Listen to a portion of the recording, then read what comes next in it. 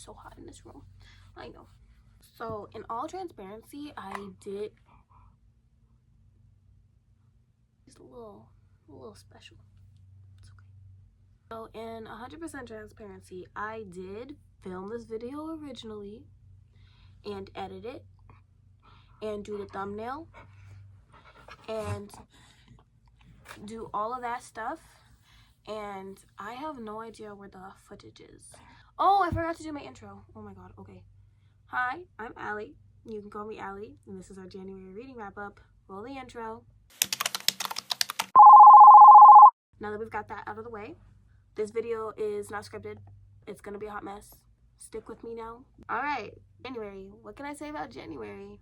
January is the first month of the year. January starts the month of the year with the 1.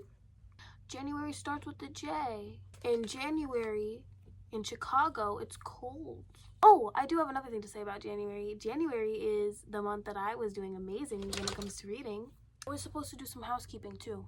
As a reminder, the second part to this video, even though this is coming out after, is already posted. It's what I read in February and March. There's going to be a bookshelf reorganization situation, and there's going to be a cleaning my room part 2. Keep out for those, look out for those, have fun with those. You're gonna enjoy them. Stick around, they're gonna come out very shortly. I am supposed to post every Friday and every other Monday. Does that happen? No, I've been on a hiatus. I have no idea. Everything's all wacky right now, but that's the goal. And I'm also gonna try and edit this video like actually good this time, okay? Not that I've given myself very much goodness to, work with. Let's get into our January reading wrap-up. In January, let me go over how the reading wrap-ups work. There's 4 categories. We have read, anticipated reads, carrying over, and DNFs. I'll also give you a little bit of stats because I have them written down. I don't always do that for you guys. The read is obviously what I read that month. The carrying over is books that I started reading that I have not finished that I'm going to carry over to the next month. The DNF is books that I decided I do not want to finish, which doesn't mean that they were bad books. It just means I don't want to read them anymore. Maybe I'll pick them up in the future. So like if I decide, right now is not the time I'm going to read them. If I'm not actively planning on reading them in the next month, they go in the DNF category, and I do a video at the end of the year where I try and read as much books from my DNF as possible. Then we have our anticipated reads. For this month, I don't have any anticipated reads because I just didn't film them. Like, I didn't write them down, so I have no idea what my anticipated reads were. But the February March videos do have the anticipated reads, so if you're interested in that, then you can go look at that video. Starting with the first book, I read The Housemaid. The Housemaid by Frida McFarlane follows our main character, who has just recently got out of jail and is looking for work. She decides to work as a housemaid for a really rich family, but realizes that this family is not as it seems. The wife is overbearing, crazy, and very hot and cold. The husband seems to be the enduring type, and the daughter is really her mother's follow-up. Her daughter is sort of cold, sort of callous, and is intentionally trying to make our main character's life a living hell. I enjoyed this book. I think I rated it 4 stars. I understand the discussion around Frida McFarlane and how we think that she might be trying to copy off of some other people. This is the only book that I've read with this type of premise, but I do know that there are other books following the exact same premise that are very, very, very, very, very similar. So I would like to give a PSA about that. So the next book I read was The Companion.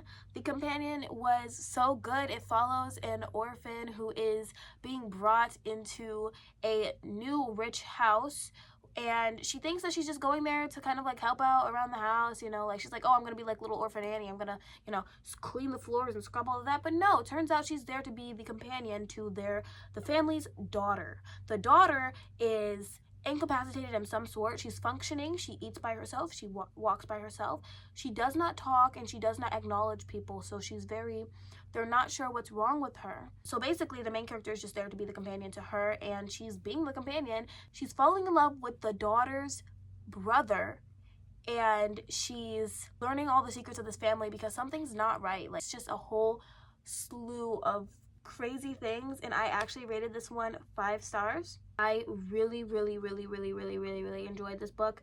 It was really good. I don't really know what I'm trying to say. It was really good. I liked it. I think you should read it. It definitely does have medical horror. Moving on. I don't know what I'm trying to say. Moving on. The next book I read was Good Spirits by B.K. Borison, and I liked it. I don't remember what I gave it.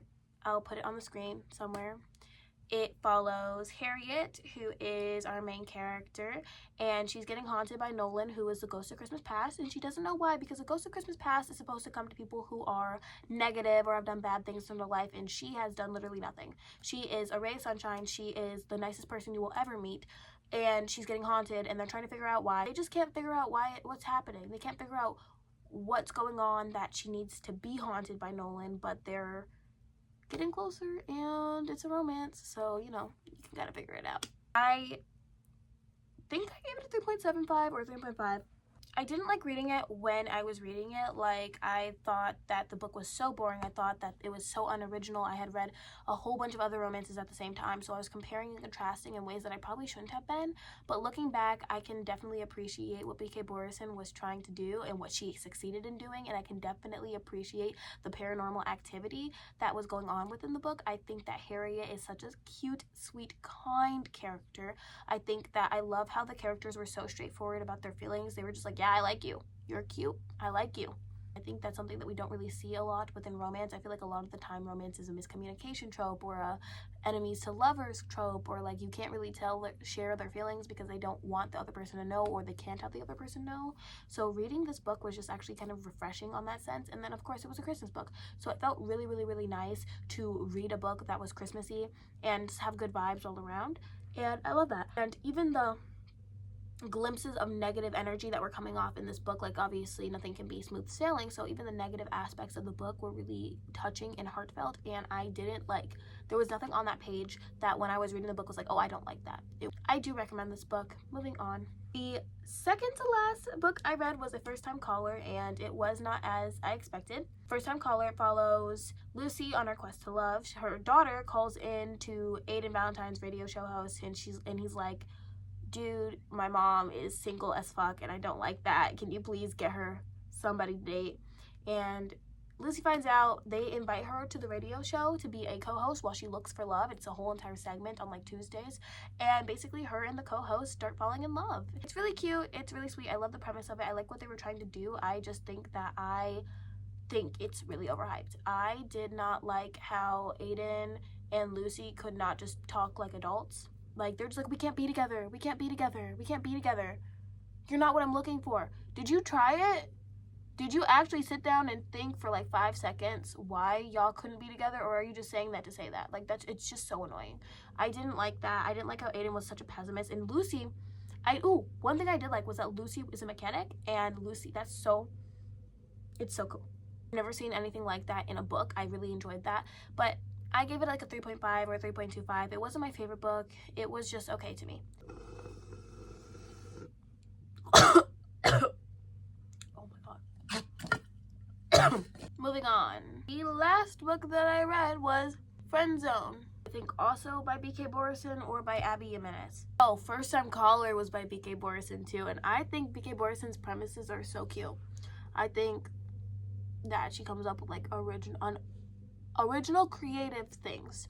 So basically the Friend Zone follows the female main character and the male main character. The female main character owns her own little doggy shop business thingamajiggy, and basically she's got a little bit of fertility issues and she does not have a good relationship with her family.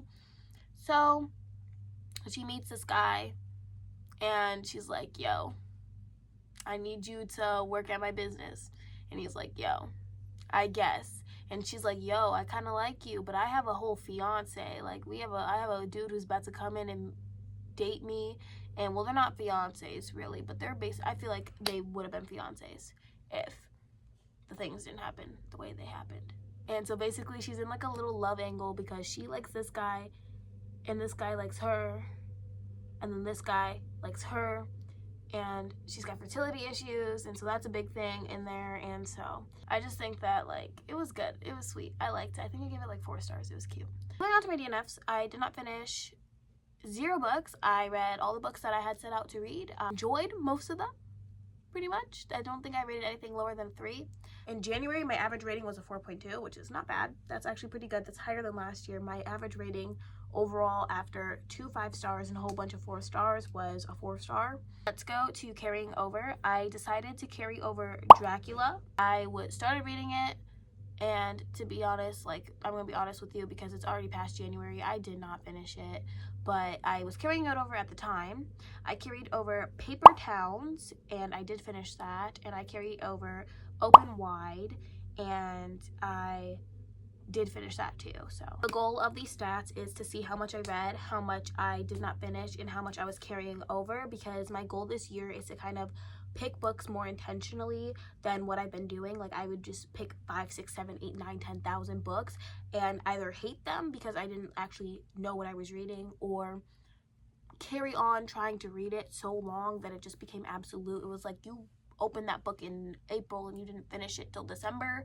Like, you should be able to finish a book in enough time if you're giving yourself enough time to read. Like, I want to see the statistics of how much I'm carrying over dwindle down, how much I'm DNFing sort of dwindling down, and how much I'm reading growing. The next section and our final section for today is our anticipated reads. I was so excited to read You'll Be Gone Now, The Hawthorne Legacy, and When We Were Monsters. So let's get into some stats before we wrap it up. I DNF'd 0, I read 5. My average rating was a 4.2, which is not bad. I read 3 romances and 2 horror thriller mystery. In actuality, I think I read 1 horror and 1 mystery thriller. My most read author was B.K. Borison, and I read 1 ebook, 1 audiobook, 2 library books, and 1 owned book. Thank you so much for watching. I'm so excited that you got to stay here with me today. If you liked this video, please check out my other videos. It takes me a really long time to make this content. I put my heart and soul into this. Other than that, I have nothing else for you here today, and I'm so excited to see you next time. Make it an amazing day. Goodbye.